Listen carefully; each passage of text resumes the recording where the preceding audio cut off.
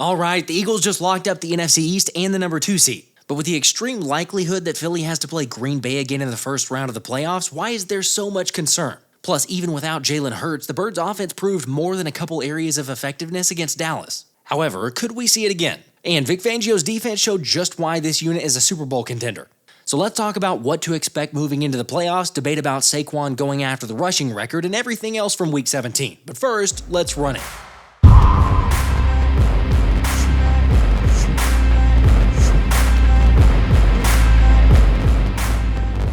What's up, guys? Well, the Eagles did it.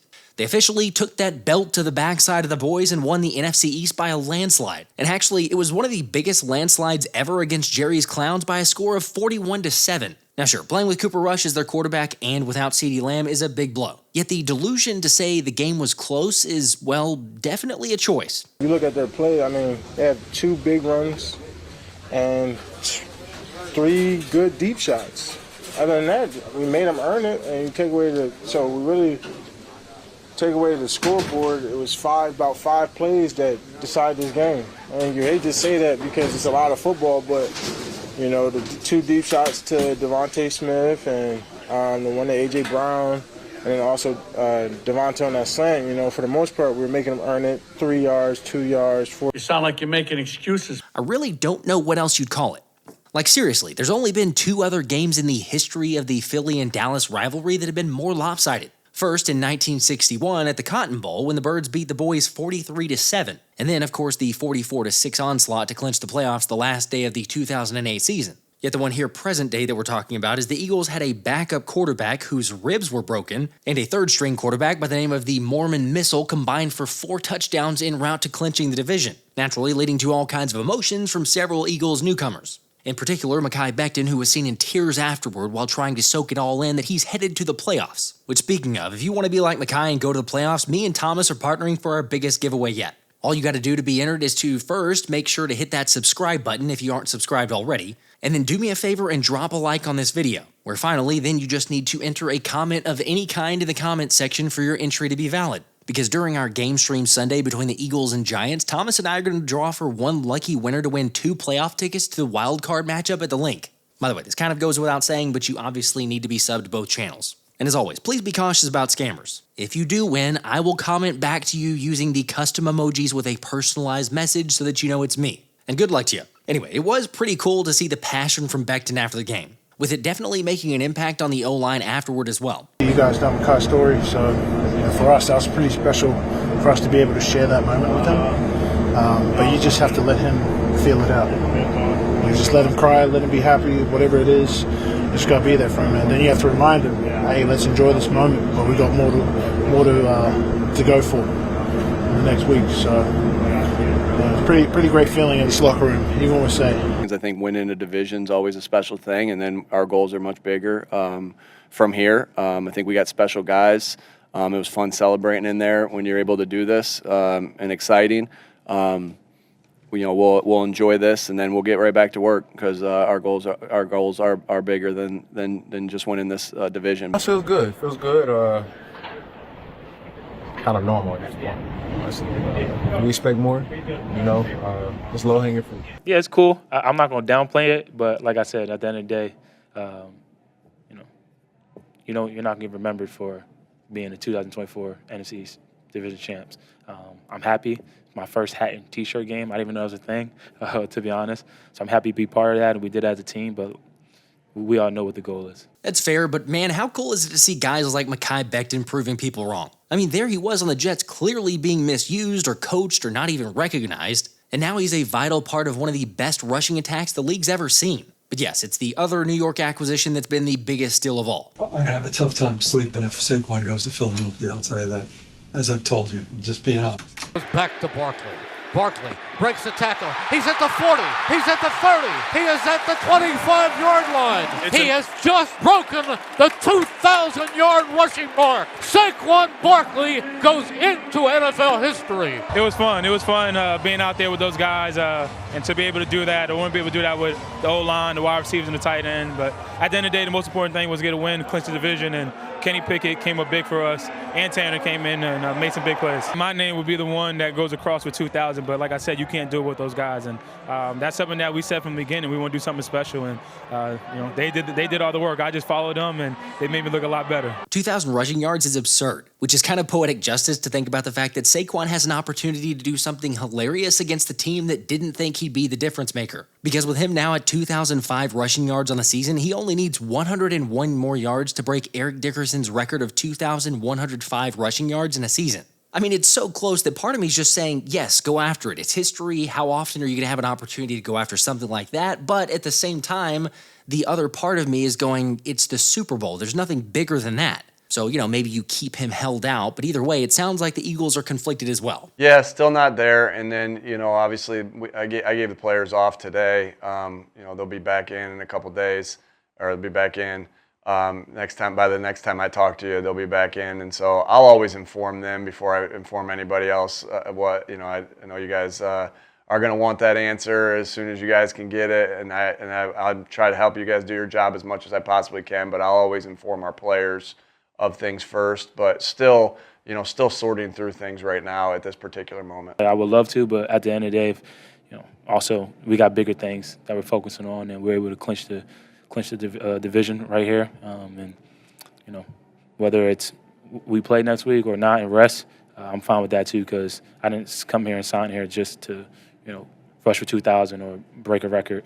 I want to do something special, and meaning special with the team. Look, either way, let's just say thank you, Giants, because the dude is appreciated. I mean, who doesn't love the look on Jeff Stoutland's face when Saquon got over the 2,000-yard mark? Granted, like I said, it would be fun to set the all-time record against his former team in Week 18. But Philly's going to need him for the playoffs. And given Washington eking out a late victory over the Falcons after Atlanta missed a last-second field goal to win the game, all signs are pointing toward the Eagles getting a rematch against the Packers. Plus, I know this maybe is way too far in advance to be looking, but based on the preliminary weather forecast for that game against the Packers, it looks like the temps will be in the teens with some wind and even possibility of sleet or snow. Again, Saquon's going to get used regardless, but it just feels like that's an extra ground and pound game where you want him as healthy and fresh as can be. Honestly, the smart decision is, yes, to rest him, keep him fresh, although I'm genuinely curious, how many of you guys just say, nah, screw it, go after the record? If anything, the question that hardly anyone seems to be asking is, should Jalen Hurts suit up for the final regular season game? Granted, I'd still say no, but it's a fair point that if QB1 doesn't play against the Giants, then he will have only played 12 snaps since December 15th, which is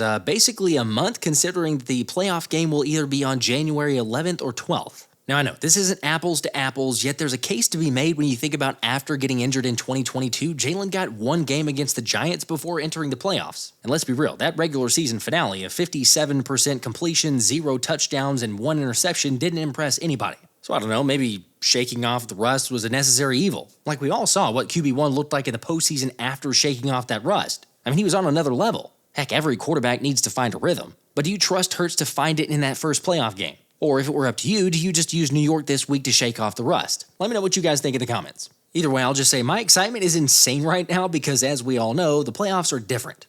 Truthfully, get your mind right. A roller coaster of emotion, and you gotta be able to be in the moment, be where your feet are, be able to breathe, and understand that the air get a little thicker, fans get a little drunker, calls get a little harder, and plays get made. So it's on you to go out there and have fun. By the way, how great is CJGJ? I mean, him getting ejected versus Washington last week was a huge blow, but seeing him come back with a vengeance only 7 plays into the game versus Dallas was big time, where CD Deuce played things perfectly on this slant route and jumped the route to take it back for 6 and get the Eagles on the board first.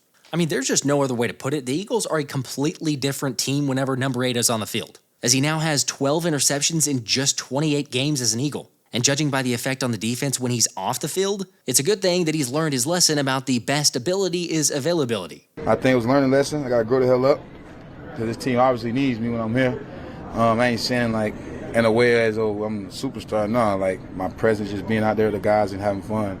I think just being out there with them, it hurt me not being out there and seeing them losing when we could have clinched the week before, but I had to look myself in the mirror and understand this is it's a team game, not a me game. Just saying, it does feel like he's definitely one of those tone setters on defense. Of course, despite the defensive score, Fangio's unit looked a little suspect the first couple drives, as Dallas answered quickly thanks to a leaky run defense and a few timely penalties to keep the drive alive, before eventually capping it off with a touchdown to Jalen Tolbert on Quinyon Mitchell. And look, it's not the worst attempt from Q. Sure, you'd like to see him get his head around, but sometimes you just get beat. The one that was more alarming was later in the game when he got beat on a deep ball to Jonathan Mingo. It's just that fortunately, Cooper Rush didn't deliver a good ball. But if he had, that would have been a big game. Even still, personally, I'm not worried. But it does make you wonder about Terry McLaurin's comments referring to Q squatting on routes sometimes a little bit too much. He's a good young player, and I like me too. You know what I mean? One-on-one. So I knew he was squatting, and he squats a lot. You can do that when you got you can do that when you got the front four that they have. But he's a great player, man. I told him we're going to continue to see each other. We're going to continue to battle. But when I saw him squatting, I went over the cliff, and I was like, it's time. And I just knew Jaden would put it over my outside shoulder. And I try to work those tracking drills every single day at practice. So when you come out here, it's easy. But I like going against the best, man. I think he has a chance to be one of the best in the league. And I think I'm up there too, so we're going to keep working and see where we can go from here. Ultimately, again, like I said, there's not any worry or fear because Fangio and Christian Parker will have plenty of corrections. He'll get it fixed. He's all good to go. Although, for those of you who care about the Defensive Rookie of the Year honors, it does appear as though the last game all but sealed it for the LA Rams' Jared Verse based on the live odds now. Here's the thing, Q doesn't care. Remember, when he was asked about it, he said his biggest and really only goal is winning a Super Bowl, which is really how everyone should feel. Anyway, after a slow start, the offense got going, as Kenny Pickett found Grant Calcaterra for 34 yards and an insane grab. And then Pickett was able to connect with Devontae Smith to regain the lead and never look back. Now, give KP a ton of credit. However, there's at least one aspect of that touchdown pass that is getting overlooked. Like, here's Lee Fowl right there in one gap and Kendricks in the other. And Kendricks going to go and try and pick Juergens, all right, to get Lee Fowl free. Here comes the pick. But watch Gainwell step up and clean it up. Step up and clean it up. Bam. Like this thing, you see this pick play all the time. But if you attack it, look what happens. You splatter it. Now Pickett, with a splattered pick, steps up into the eye of the storm, right into the pocket, and makes a perfect throw to Devontae Smith to break this game open late in the second quarter. Toe tap, cheerleaders going crazy in their Christmas outfits, cameras are being lit up, but it all starts with Gainwell. With that protection right there. Okay, that's when the floodgates opened, because Jake Ferguson fumbled the football thanks to an Oren Burks punch-out, which, by the way, you already know the Eagles are the #1 defense and all that, but they also have the most punch-outs in the league since their bye week. And the 4 takeaways against Dallas gave them 9 takeaways in a 2-game span for the first time since 1999. Oh yeah, one more thing. After allowing the 70-yard touchdown drive, the Eagles only allowed 158 total yards and 0 points on their next 8 drives. Just a reminder, last week was a fluke, and still this is the best defense in the league. By the way, the other area that drastically improved was the kicking game. Let's not forget, the Eagles had begun using Jake Elliott on kickoffs in practice, yet some media members doubted we'd actually see a change. But this is where I credit the coaches, because kudos to them. They may not have everything right from the get-go, but they're not afraid to reassess, reestablish, take a look at some things, even some feedback from fans, media, whatever. But they look at Jake Elliott, they say, you know what, let's at least give it a shot. We see if Braden Mann was not working on the kickoffs, go ahead and insert Jake, and look what happens. Granted, it wasn't the most difficult day of work for Elliott, but for the record, he did finish perfect, going 2 for 2 on field goals and 5 for 5 on extra points. And probably more importantly, Kevontae Turpin only got 2 chances to return, with both of those being limited to average returns. So again, go figure. Putting your 8-year vet in a spot he's used to might actually pay dividends. But getting back to the game, the field goal made it 17-7 Eagles before CJ Gardner Johnson's second pick gave the ball to Kenny Pickett with 36 seconds left in the first half, where KP hit Smitty on what looked like a 50-yard score. Except it was eventually determined that Devontae went down right before crossing the goal line, meaning number 7 got not 1, but 2 chances at the brotherly shove before converting to go up 24-7 at the end of the half, which naturally left the link rocking. And shout out to those of you who took part, like Cody Gates for winning the most recent ticket giveaway, as well as my guy Dylan who took in his first Eagles game with his wife. Who knows, maybe it'll be you getting those tickets for the giveaway this week. Anyway, the intermission didn't do anything to slow down Philly's momentum, with KP leaning on a heavy dose of the run game to get the offense down to the 8-yard line before having to settle for 3 points to make it 27-7. Of course, at that point, after taking some hits and blows to the ribs, Kenny was done for the day. Yet the fact that he was so efficient with the ball while playing through broken ribs is really impressive. And then the other impressive part was seeing the defense play lights out and not really give up anything the rest of the game. Although apparently the secret weapon for what's helped the defense to be so good against opposing quarterbacks is credit to Philly's number 16, as Tanner McKee quickly led the Birds down to increase the lead 34-7. What about the moment missile? What about the moment missile? The secret's out now. This is what we see at practice when he's the reason why our defense is plays the way they're playing right now. Bowman missile. McKee floating for the end zone. He's got it. Great explosives. You can't run the ball that much. It is Devontae Smith galloping to the end zone for the touchdown. It's surreal. Like you said, you grow up dreaming of playing, college football, and then someday in the NFL. And so to actually be able to play in the NFL, play with these guys, throw a touchdown pass, win a game, it is surreal. It's really awesome. That was awesome. So happy for Tanner, man. He's a great guy. Being in the quarterback room, you spend so much time together. We watch a lot of tape together on the opponent, for whatever week it is, in the meetings and on the field and in the weight room. So happy for him, man. He does everything right.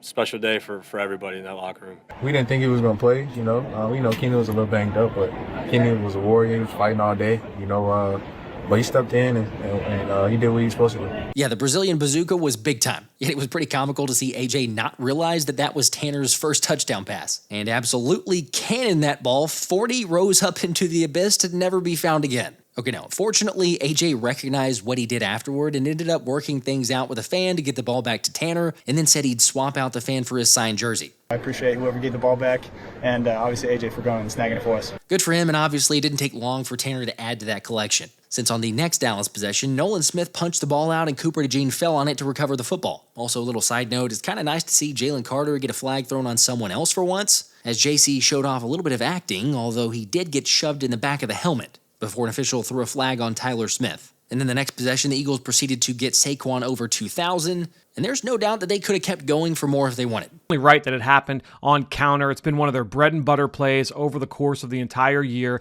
and they only ran it a couple times in this game against Dallas, but this one was the one that hit for the biggest gain. You're going to get your kick-out block from Tyler Steen. Micah Parsons, he's going to come and try and spill this. He's going to try and attack the inside shoulder of Tyler Steen. So Steen does a good job. We've seen this over the course of the year from the Eagles, where if you can't get that kick-out block, you're going to try and see if you can turn him inside, take Parsons where he wants to go, and that's exactly what Steen does here. He does a great job of reacting to Parsons on the move. EJ Jenkins, now that Steen has gone inside, Jenkins now has to attack this and create the outside edge for Barkley to play off of. So now he's attacking the linebacker with his outside shoulder. He gives the inside edge for Saquon Barkley. Barkley does the rest. He gets up to the second level. Great job, A.J. Brown on the perimeter. Grant Calcaterra up at the second level on the nickel as well. Outstanding job. Gets the Eagles the first down. Gets Saquon Barkley over the 2,000-yard mark. By the way, just 2 plays later, McKee hit Smitty for 25 yards to make it 41-7 and put a cap on the scoring.